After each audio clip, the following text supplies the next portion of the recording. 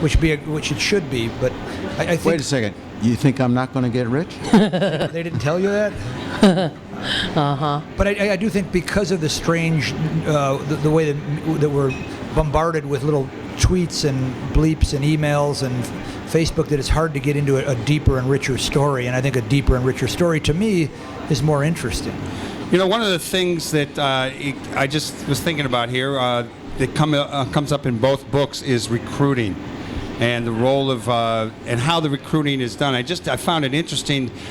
Mike's portrayal of the playground basketball, street ball scene in New York, and the different people with their kind of private teams and who steered people in certain directions, and the kind of the little network of contacts that I know you had with Chicago coaches, Russ, when you were recruiting people like Hardwood out to UTEP. Either one of you talk a little bit about recruiting and how it happens, and does it still go on like that? And I'd actually, maybe I'll do a follow-up question, even though Mike. Make a better question out of that. I was going to I asked Mike Yeah, yesterday. let's let these guys ask the questions. They make up really good questions. They're professional writers, these They are guys. professional. They're very good. Well, I asked Mike yesterday. Loyola had these four African-American starters that did so great, but none of them were Chicago guys. Johnny Egan was a Chicago guy, the little point guard. But why was it, Mike, that I asked you this last night, but I thought the answer was so interesting, I'll ask you again. Where are the African-American Chicago guys on the Loyola team? I wonder what's the deal there? Well, I can only guess. George Ireland is dead many years now. My guess is that he had what you might call bird dogs. He had a bird dog in New York who could steer him to talent and could tell him, come and see this kid, and this kid. Two of the players on this championship team came from New York and came from this insurance salesman whose name was Walter November. The other two black guys on the team both came from the same high school in Nashville. And Nashville was the scene of Tennessee State University. There was the host of a national high school basketball tournament, which a few of the more progressive coaches knew was a gathering of unwanted black basketball talent, the likes of which you could find maybe only in New York. So I think that these kind of avenues were opened to Ireland and probably looked a lot easier than it would have been to go out himself and beat the pavement in Chicago, meeting high school coaches and going to playgrounds and doing the kinds of things that you might have to do in your own backyard. It was a ready-made scene that he could go to, and where he could be the guy from out of town offering ball players not an education up the road, which he would be offering to Chicago kids, but a chance to come to beautiful Lake Michigan and play for a big-time team. Yeah. I don't know. Well, Russ, what about you? You were grabbing people out of Chicago to take them to Texas. Is this or Ireland? You know. For that matter. Well, I think there you are took a them to percentage. Ireland too. Well, there are a percentage of city kids that think it's more glamorous to get out rather than take the Red Line train to Loyola. It's more glamorous to go to El Paso, Texas, or to go away. And I think maybe with George Ireland and the Loyola '63 team, I wonder if there was an element of that they could go get a New York kid to come here. It's not exactly, it's a very urban. They go from urban to urban, so it's not exactly getting away from New York. But I do think there's an element of that. And for me, frankly, Mike, most of our kids were from single-parent homes, and the mothers wanted to get them out of Chicago. Yeah. There wasn't a thing where they wanted to come to every single game. You're listening to Live from the Heartland on 88.7 FM, left end of your dial. You can also catch us on YouTube. Say it, Michael. It's youtube.com/Heartland Media, Katie. Okay, thank you. Appreciate that. Let's. I got a question. Okay. Okay. You got one? Well, no. Go ahead. Go with yours, and then I'll go with mine later. Well, Russ, I was curious to know your involvement still in basketball. I mean, you're living in Las Cruces. You do the basketball in the Barrio program in El Paso. You're close to both the two teams that you worked with, both UTEP and New Mexico State. I think you maybe still do some announcing. Do people ever give you tips about some players somewhere that you pass on? I mean, could you have given up all that? I mean, you made a living for a long time, even after coaching, doing recruiting. You had a newsletter that went all over the world. Yeah, I don't make any money from basketball anymore, but it's really provided me a great. Pay you for announcing those games? Well, I'm not doing it this year, but I did for a while. Yeah. But it's given me a wealth of stories, and I've now I coached in college basketball for 14 seasons, but this is it's the 50th anniversary of Loyola. It's my 14th anniversary of being out of. So I was in it. And I've now been out of college basketball for as long as I was in it. And in that time, some things have changed, and the biggest thing is sort of the digital. It's the digital age. I never kept a cell phone when I coached, and I quit in 2000. It was already a lonely club, the coaches without cell phones. And today you'd be a freak to be coaching without a cell phone.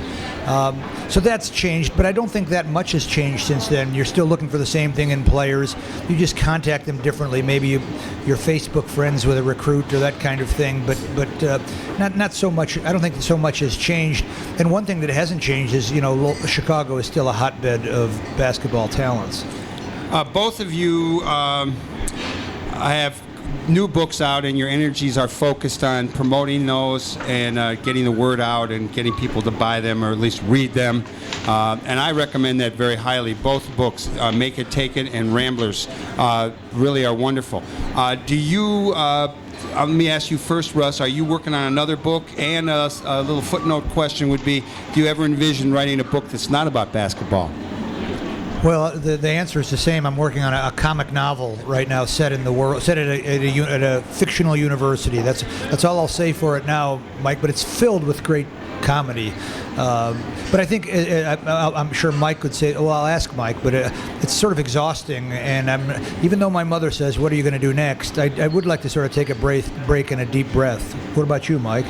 Yes, I'm planning to take a deep breath too. I have about 4 years of pent-up goofing off that get out of my system before I think too much about what I'm going to do next. Well, this is your first book? Yes.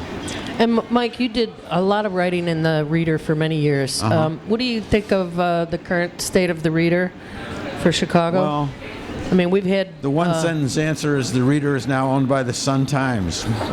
Yeah. What else can Those I say? people in Georgia sold it to the Sun-Times. All right. Well, we've had Mick Dumke on the show a couple times, and Ben Jarabsky is still holding his own as the guy who informs us most about what we need to know about in Chicago. Dumke's good. And then Conroy is writing for nobody these days? Right. He's working at DePaul University now as an investigator and a kind of leader of law students. It's something like the Innocence Project at Northwestern. They investigate cases, and Conroy shows them how to do it. Wow, that's very good for him.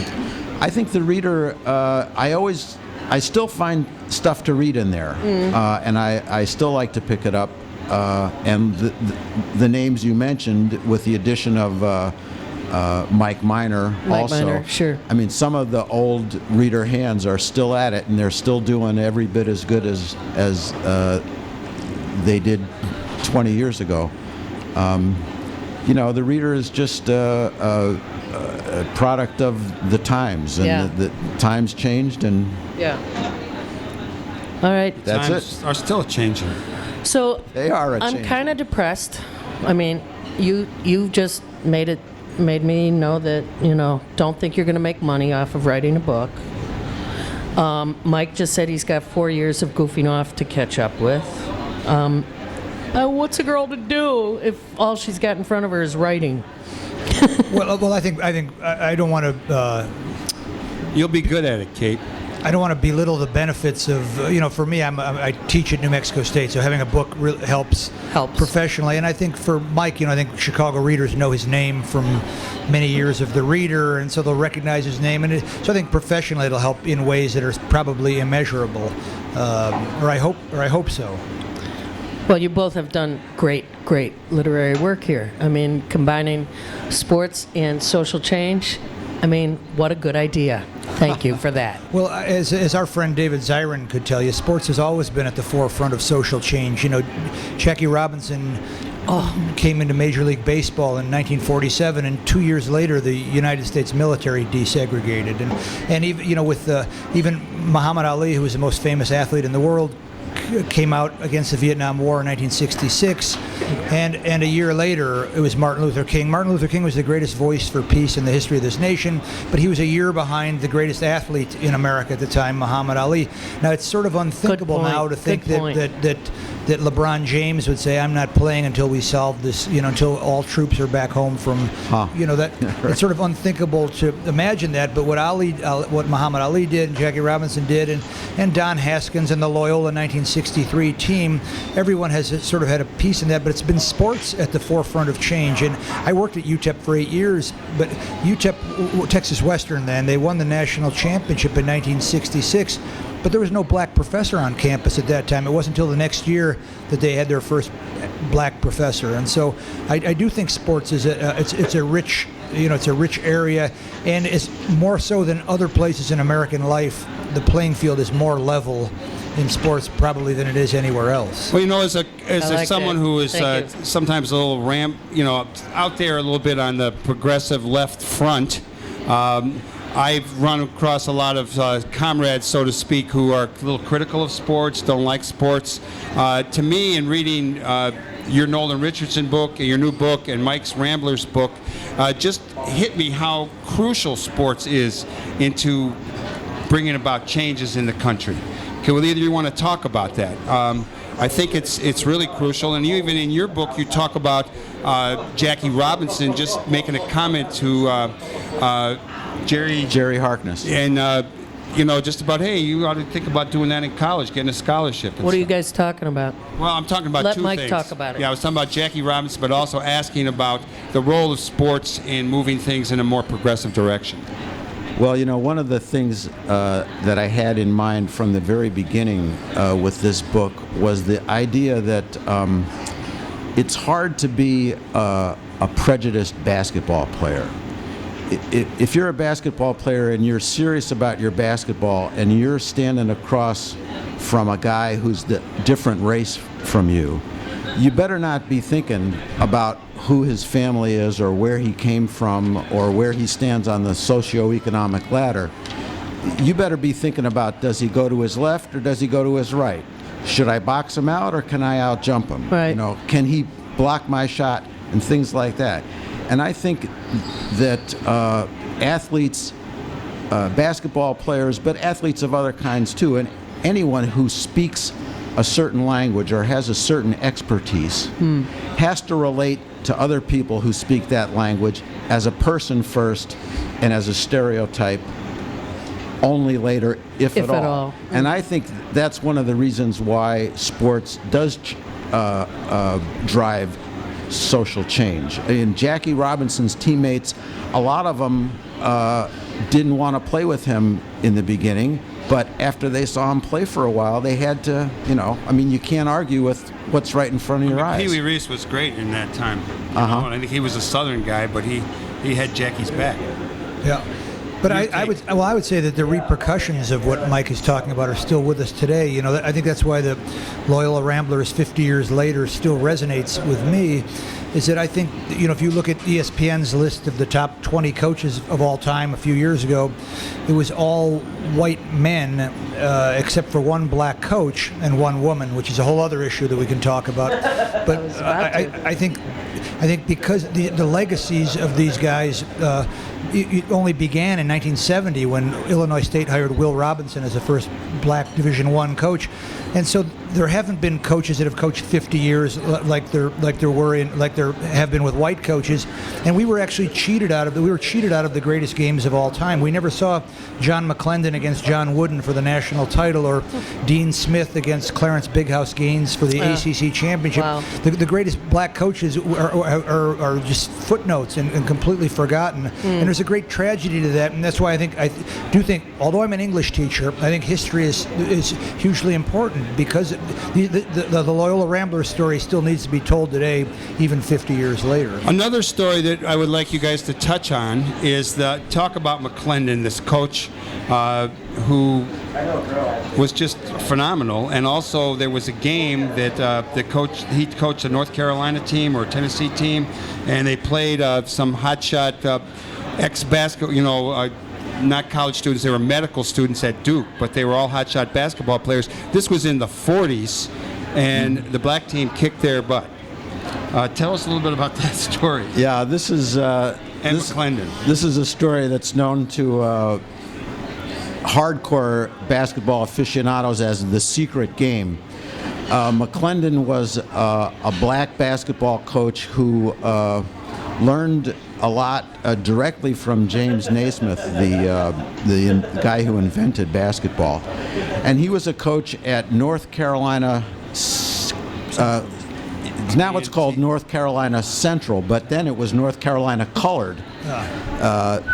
Sometime in the 60s, a lot of things with the word colored in them got changed to Central. Wow. Anyway, he was the coach of this team, and he was constantly seeking games